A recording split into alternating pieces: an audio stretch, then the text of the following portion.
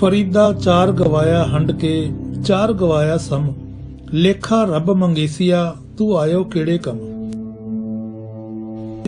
फरीदा खाक न निंदिए खाको जेड न कोय, जीव दया पैरां तले मोया ऊपर होए। ये श्लोक आपने कभी ना कभी जरूर सुने होंगे। ये श्लोक हैं बाबा शेख फरीद जी के।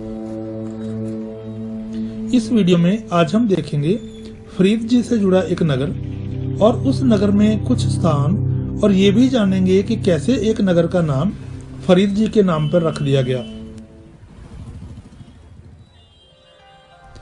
12वीं-13वीं शताब्दी में एक नगर था मोकलहर। मोकलहर का राजा एक किले का निर्माण करवा रहा था। उन दिनों ऐसे कामों के लिए लोगों को जबरन पकड़कर काम करवाया जाता था। जब बाबा फरीद जी वहां से गुजर रहे थे तो सैनिकों ने उन्हें भी पकड़ लिया और किले के काम में लगा दिया। कुछ देर बाद उनकी नजर पड़ी कि बाबा जी के सिर पर मिट्टी की जो टोकरी रखी थी वो सिर के ऊपर हवा में ही चल रही थी। ये करिश्माई नजारा देखकर सैनिकों के होश उड़ गए। उन्होंने जाकर राजा को सारा वाकया बयान किया। उनके चमत्कारों को देखकर राजा को उनके प्रति गलती का एहसास होने के बाद राजा ने उनसे माफी मांगी और उनके सम्मान में शहर का नाम मोकलहर से बदलकर फरीदकोट कर दिया। इस किले के अंदर बाबा फरीद जी का तप स्थान है, जहां श्रद्धालु और पर्यटक सजदा करके बाबा फरीद जी का आशीर्वाद ले सकते हैं। लेकिन हमें बिना किसी माकूल जवाब के किले के अंदर नहीं जाने दिया गया और ना ही एंट्री क्लोज का किसी किस्म का कोई बोर्ड ही लगा था।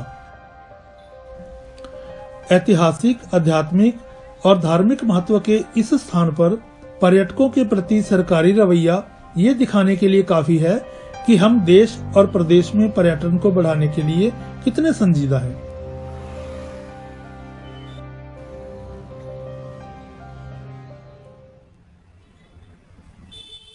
बाबा फरीद जी से जुड़ा एक और महत्वपूर्ण स्थान है टिल्ला बाबा फरीद जी। वाहनों की पार्किंग बिल्कुल फ्री है।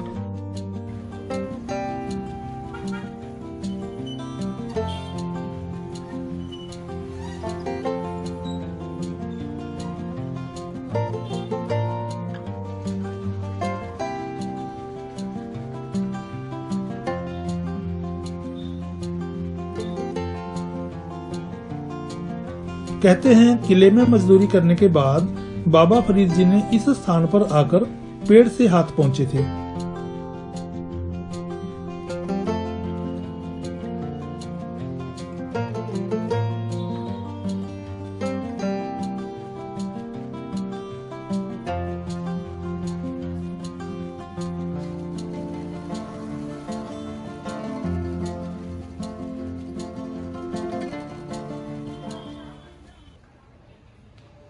उस पेड़ का हिस्सा आज भी यहाँ बहुत संभाल कर रखा गया है।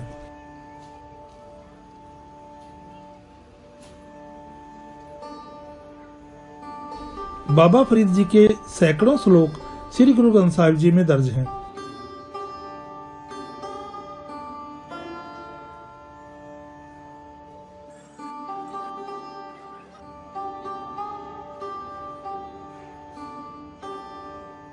ऐसा लगता है जैसे समय ठहर गया हो। एक अजीब सी पवित्र शांति महसूस हो रही है। हम उन कहानियों को महसूस कर रहे हैं जो यहाँ आज भी लोग बड़े प्यार और आदर से सुनाते हैं।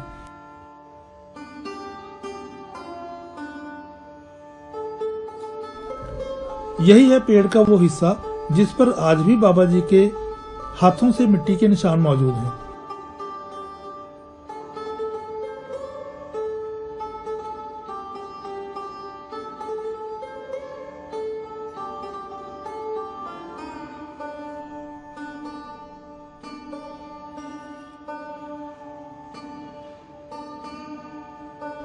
यहाँ बाबा फरीद जी के आने का संक्षिप्त इतिहास लिखा हुआ है।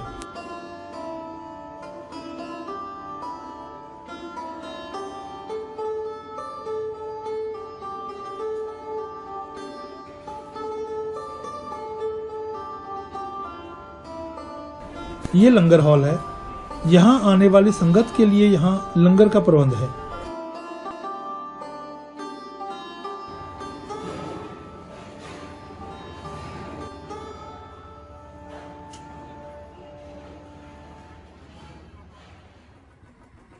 टिल्ला बाबा फरीद जी से महज 4 किलोमीटर की दूरी पर स्थित है गोदड़ी टिल्ला बाबा फरीद साहब। सूफी परंपरा में गोदड़ी एक आध्यात्मिक विरासत का प्रतीक होता है। एक हल्की बिना कढ़ाई वाली चादर, साधारण सी, सूती, ऊनी या खद्दर की, जिसे सूफी संत अपने रोजमर्रा के कामों में इस्तेमाल करते हैं। सूफी फकीरों की सादगी, त्याग और अल्लाह के आगे समर्पण की भावना का प्रतीक। कहा जाता है कि बाबा फरीद जी के मुर्शिद हजरत कुतुबुद्दीन बख्तियार काकी ने उन्हें यह गोदड़ी दी थी। उनकी सूफियाना विरासत, जैसे एक उस्ताद अपने शागिर्द को इल्म और फजल की अमानत सौंप देता है। कहते हैं वो इस गोदड़ी को इस स्थान पर पेड़ पर छोड़ गए थे।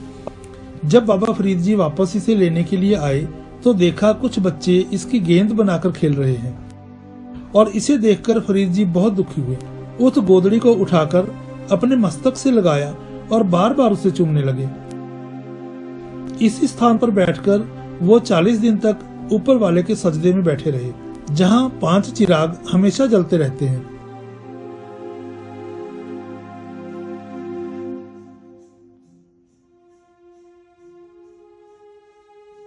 और गुरुद्वारा भी बना हुआ है।